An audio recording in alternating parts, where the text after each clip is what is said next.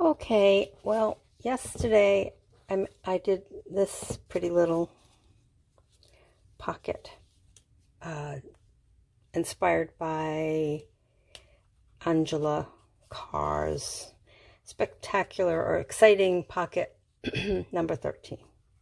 And I went through it and did a bunch of things. I will tell you, though, that the process of making something this tiny and this small takes about as much time as making something much larger, really much larger.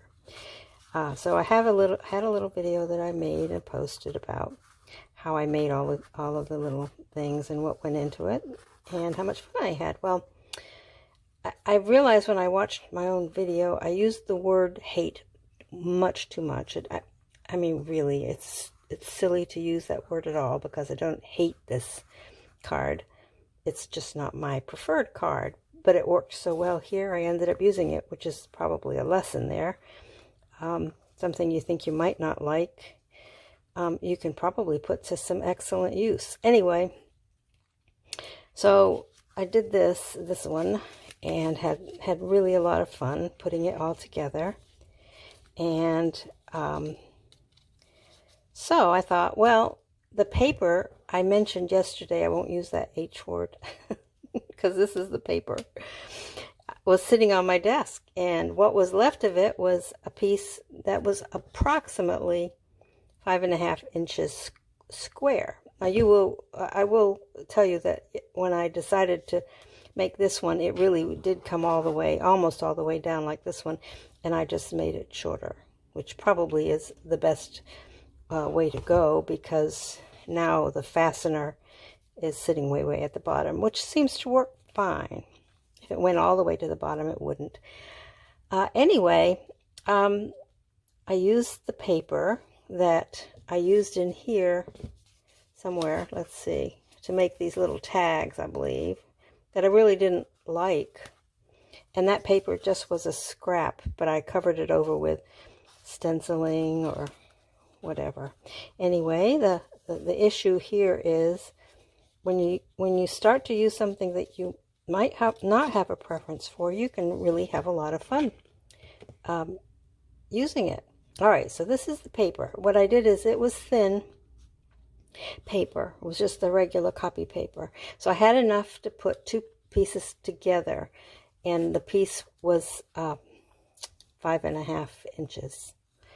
So I set about making the same interesting little exciting pocket number 13.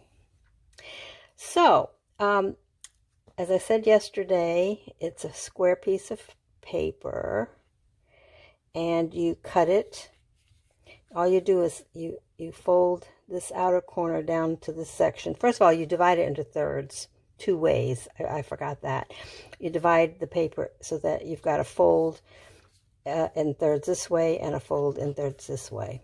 So, and that happens. Let's see. I'll use this as a sample. This is a great big one, but just by doing this, you know, folding it like that, you manipulate it until you get it a third. So I didn't have to do any fancy measurement, which is good because I don't like to measure. So then you take the corner here and you fold it down to meet this, and then you cut it.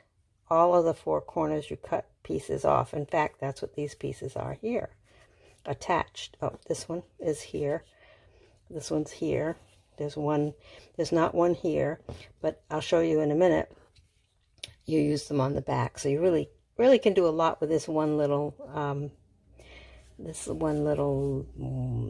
tutorial, this little envelope.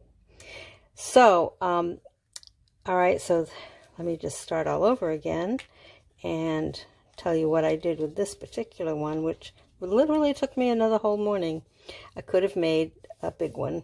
It's the same process. Well, one of the things I did do is I designed a printout for label paper. So in all fairness, this design process took some time too. I have a free version of these beautiful brooches. So what I did was measure everything I needed for these and tried to scale everything in such a way that it could be used for something this small, and could be used for other things as well. And the nice thing is, on my computer program, I can make these any size I want. But anyway, this is on the label paper that I decided I had some things that I could actually use, and you'll recognize them. So now they sit here on label paper that if I were, let's see, since I've already cut this piece out, let's see, just to show you, it's clear label paper. So it's like Scotch tape, really. It's like the fancy Scotch tape with the no shine. That's what it really is. So it's taped, and all I have to do, and it's of course invisible. Everything that you see that's white is really clear. So I found some interesting things, some interesting quotations. I like this particular one, so that I can cut out and use, and the clock. And then I manipulated this one because this one's obviously in connection with the bird, which I really liked. But then I thought, well, what about it? I can rearrange it and say, she sings a song of love, hope, and peace, which would apply anywhere, which I think is kind of nice, and the she being the universal she. So wanting to use almost every spot of this paper, being very frugal, I slipped these little things in like this. I love this design, and as you see it, once you place this on cardstock and cut it, it has, I can print it on cardstock too, but then I'd have to glue it. But in this case, I can adhere this to cardstock, and then of course still have to glue it at the bottom, which is what I did down here.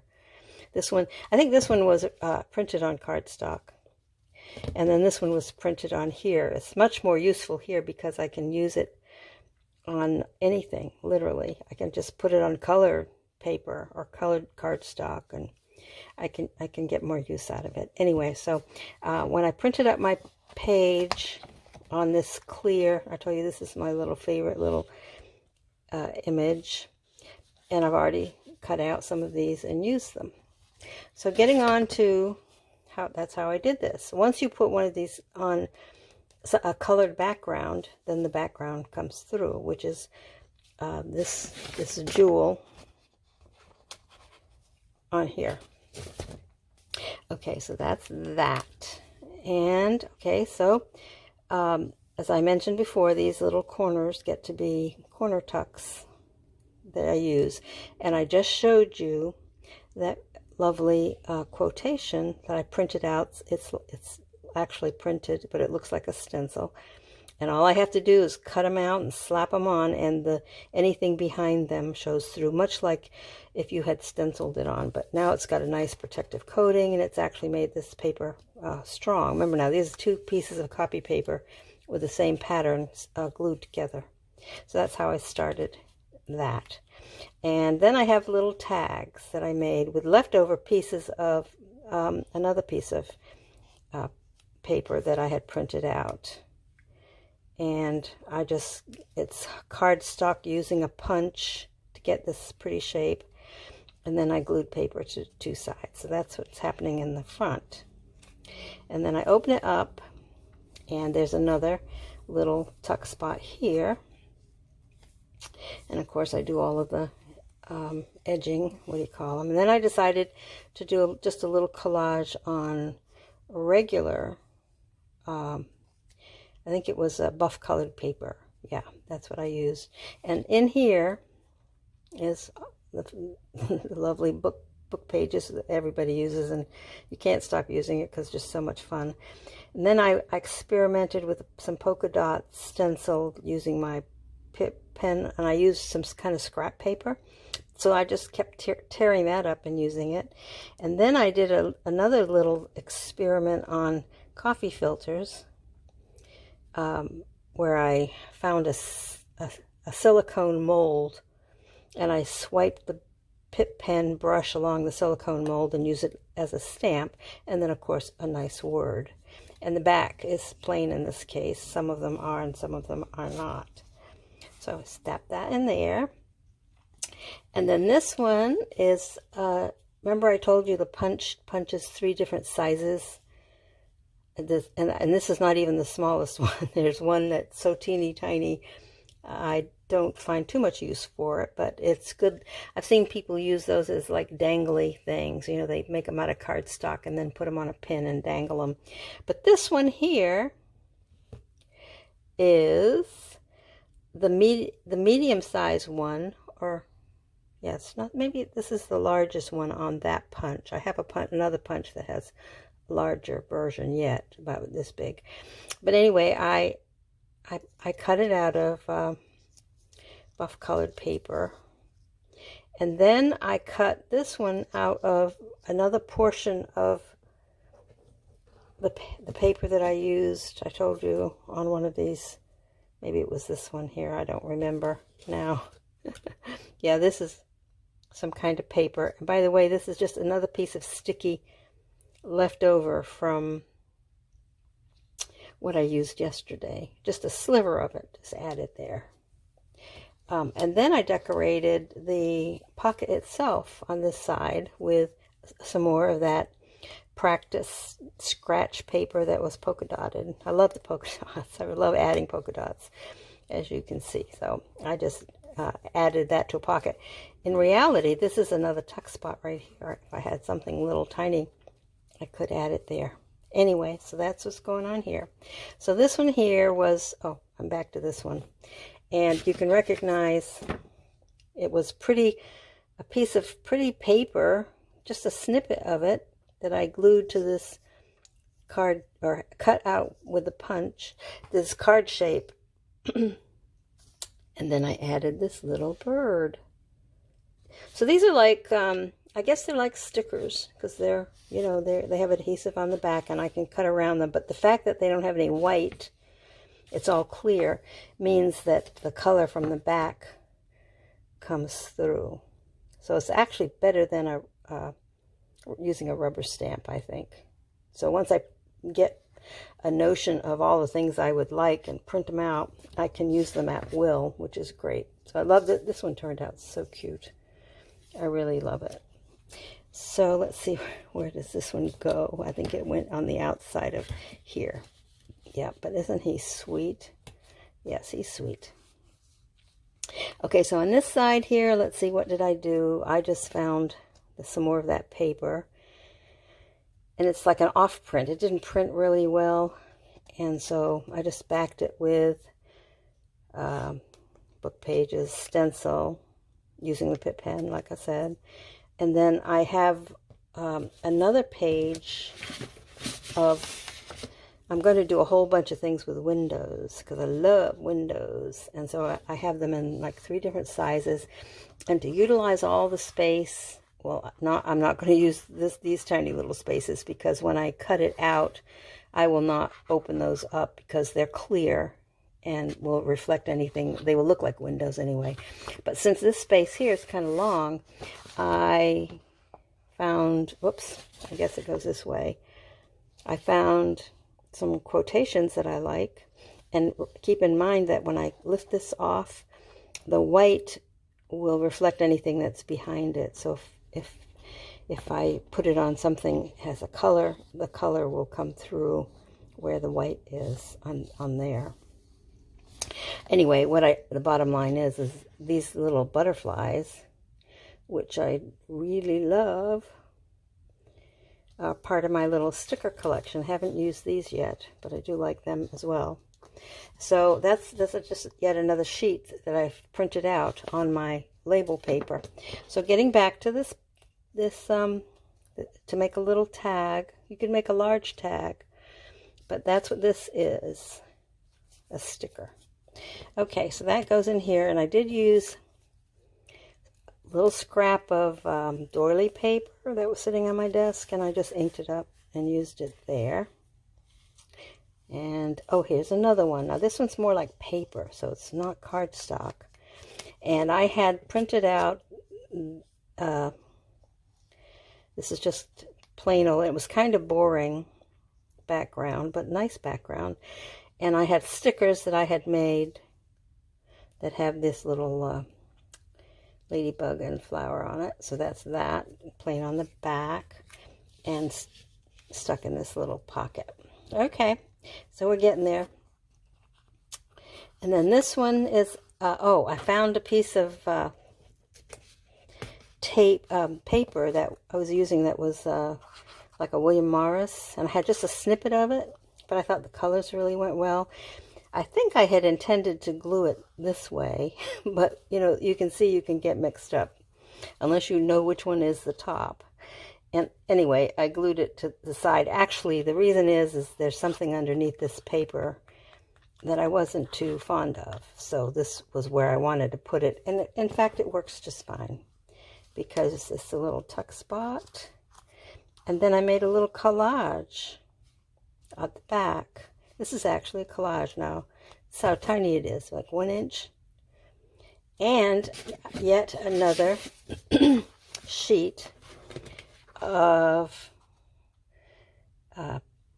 stickers, or what do you call it, online labels. And I have a different size because on my computer program I can make these patterns any size I want. But I really love this color green, and I know I can use it over and over again like washi tape or whatever. And in this case, I'm trying to make these also very thin because you obviously don't want this whole package to be too thick.